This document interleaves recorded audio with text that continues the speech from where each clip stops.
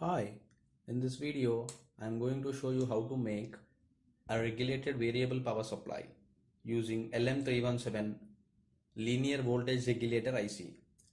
If you look at the circuit, I am using two LM317 ICs because I am varying both current and voltage.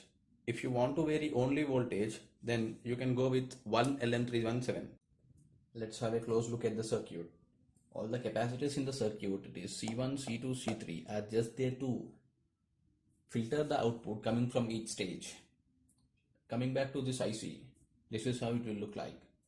It will be having three terminals. One is input, one is output, and the middle one is adjustment terminal. If you want to regulate the current, then we have to place a resistor in series with the output terminal. In my case, it is a variable resistor of 10 kilo ohms. Generally, the maximum amount of the current that can be supported by this IC is 1.5 amps. But if you're powering this circuit using a full wave or half wave rectifier, then the maximum amount of the current will be dependent on the transformer you're using. And the minimum current will be 1.25 volts by R1.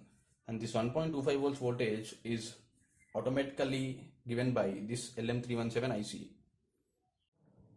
After regulating the current, the output from the second capacitor C2 is given as input to the LM317 IC. Now, in order to vary the voltage, I am using potential divider rule. I am placing these two resistors in series at the output terminal of the IC.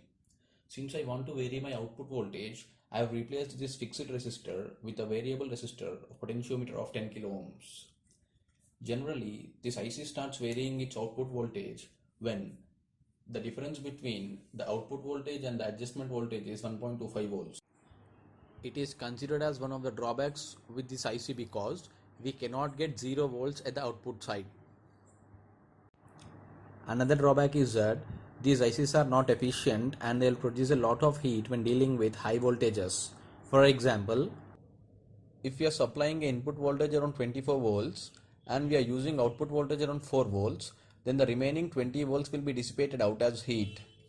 So in order to protect our circuit, when we are dealing with such high voltages, a heatsink is recommended. So that's all about the circuit. If you are having any problems regarding the circuit or any kind of power supplies, or if you want to give any suggestions, don't forget to mention them in the comment section below. Thank you for watching this video, guys. Follow me by subscribing to my channel for more such videos on electronics.